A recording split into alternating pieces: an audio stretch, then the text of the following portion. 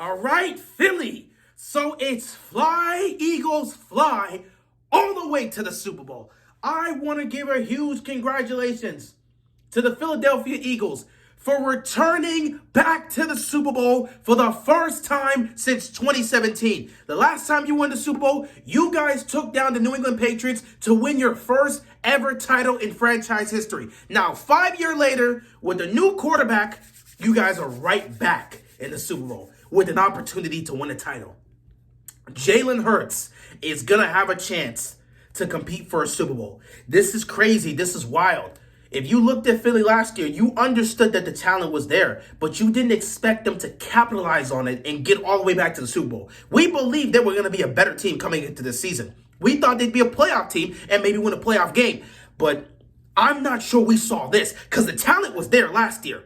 There was just a couple moves that needed to be made, and they needed to see a huge growth from Jalen Hurts, and that's exactly what they got. They made a move to get an A.J. Brown. They patched up and improved on that defense. And Jalen Hurts took his game to another level, which is why he was in the MVP conversation. I don't know if he's going to win it, but he had one hell of a year.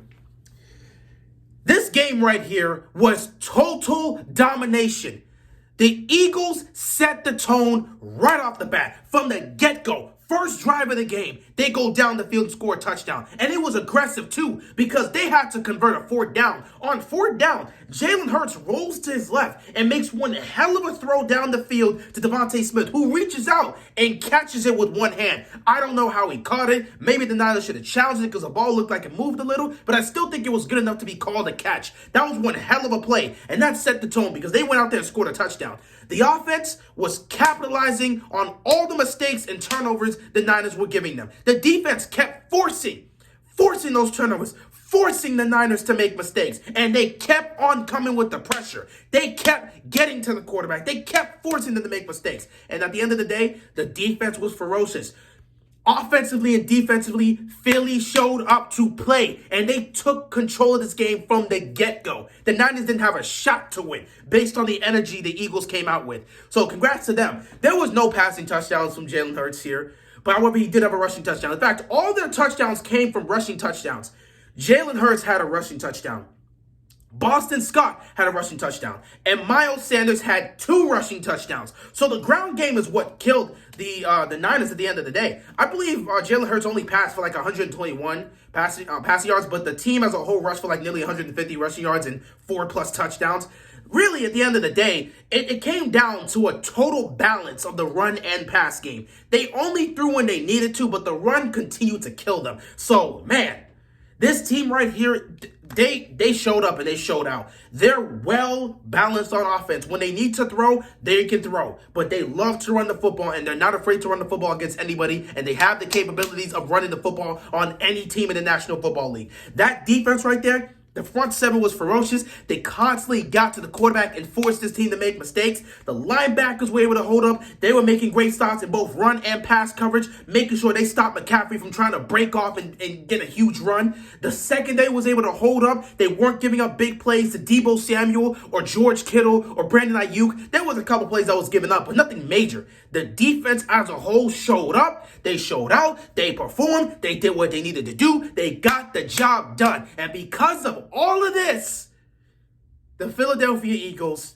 advance, and now they will get to play in the Super Bowl for a chance to win their second ever franchise title. This means a lot, man. This means a lot for Philly. But Jalen Hurts specifically, it's going to be very interesting. It's been a long time. Since 2015, in fact. It's been a while since we've been in a situation like this, you know. They always say a quarterback with that type of play style can't win a championship. You know, a dual-threat quarterback that utilizes both his arms and legs. Because if you look at Jalen Hurts' stats this year, he had, I believe, 3,700 passing yards and 22 passing touchdowns to 750-plus rushing yards and 13 touchdowns. So he had 13 rushing touchdowns and 22 passing touchdowns. He's a true dual-threat quarterback. They say you can't win with a dual-threat quarterback. They've always said that. The last person that tried to win a Super Bowl The last dual threat quarterback that tried to win Super Bowl was Cam in 2015. Cam Newton in 2015, he also blew out the Cardinals in the NFC title game. He advanced to the Super Bowl and took on the Denver Broncos, where he completely unraveled. He couldn't do anything right offensively. The team couldn't do anything right offensively. He didn't dive on the ball when he got stripped. It ended in a disaster. And because of that, a lot of people said you can't win with that style of quarterback. And, that stigma was still there for these dual threat quarterbacks that are trying to win the title. But now, you have an opportunity once again to see it. Now, me as a Ravens fan, I wanted to see Lamar Jackson be that quarterback to have the opportunity to break that stigma. I wanted to see Lamar get to the Super Bowl because, they said you can't win with that play style. Being a dual threat quarterback, using your quarterback in the run game. They said you can't win with a quarterback like that. And me, myself, as a Ravens fan, as a Lamar fan, I wanted to see Lamar be in the Super Bowl to show that you can do it and break that stigma. Because it would have been great for all these future quarterbacks that are going to come in that are going to be dual threats and play just like guys like Lamar. I wanted to see that. But unfortunately, the Ravens weren't able to do it. They had their chance in 2019. They failed. So it's unfortunate Lamar couldn't be the pioneer, but still, as a fan of dual threat quarterbacks, I am glad to see we're going to see another opportunity of that stigma to potentially be broken. And we're going to see if that happens. Jalen Hurts can be the pioneer. He could be the pioneer of that to show that a dual threat quarterback can truly win a Super Bowl. And I know Steve Young won a title, but people don't really like to count Steve Young in the conversation, even though he should count as a dual threat quarterback. People still don't count him. But Jalen Hurts is going to have an opportunity, and I hope he's really able to capitalize on it because I feel like you can win with any type of quarterback, no matter what the type of play style or system they're in. I think if the quarterback's talented enough and the team is talented enough, you can win a title. But people always like to say dual threat quarterbacks aren't going to win you a championship. And, they always point to Cam Newton's blunder in 2015. But now in 2022, we get to see Jalen Hurts, another person who plays similar to Cam. We get to see him compete for a title, and hopefully his team will be able to get it done, and hopefully Jalen Hurts will be able to play well and, win the title so we can break that stigma. So, yeah, best of luck to Philadelphia in the Super Bowl. As for the Niners, there's really not much to say. San Francisco was doomed the second Brock Purdy got injured. The minute he injured his elbow, it was over. He couldn't throw. They threw him back out there, but he couldn't throw. Like, he was just standing in the pocket and handing the ball off to McCaffrey. He would occasionally toss. I think he threw one pass on a screen on third down to McCaffrey that picked up a first down. He couldn't throw. He couldn't throw. Once he suffered that elbow injury, he couldn't throw. So once he suffered that elbow injury, they threw in Josh Johnson, and Josh Johnson was a disaster.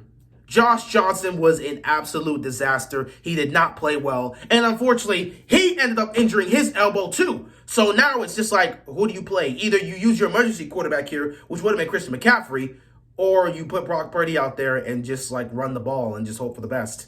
They didn't really have a chance here. Now, the game, for the most part, was a 7-7 football game. Once McCaffrey went into the end zone and scored a touchdown, it was a 7-7 football game. So at that point, anything could happen.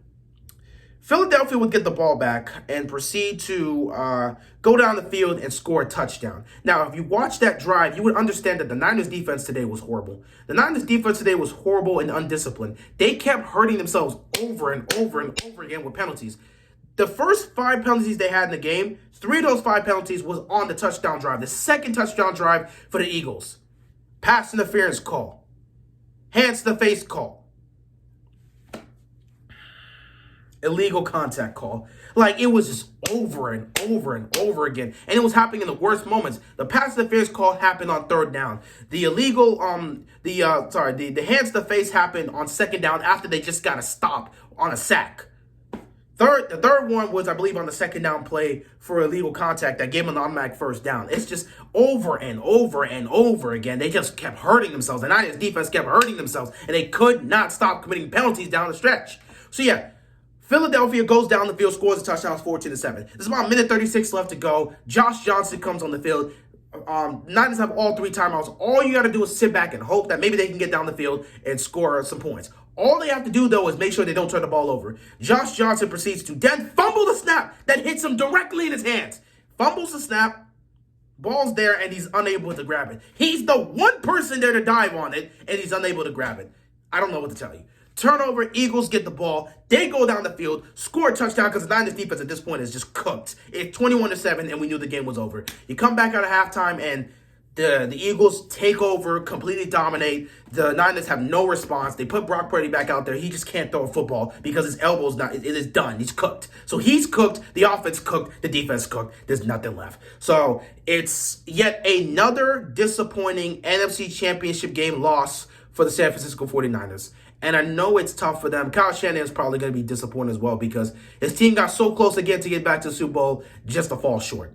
It is what it is at the end of the day. Once again, congratulations to the Philadelphia Eagles for getting to the Super Bowl. Best of luck to Jalen Hurts and that squad. Go out there and get yourself a ring. We'll see what happens. And we'll see who your opponent will be within the next couple hours, because the Bengals and the Chiefs are about to go at it in Kansas City. We'll see what happens there. But yeah, San Francisco, your season's over.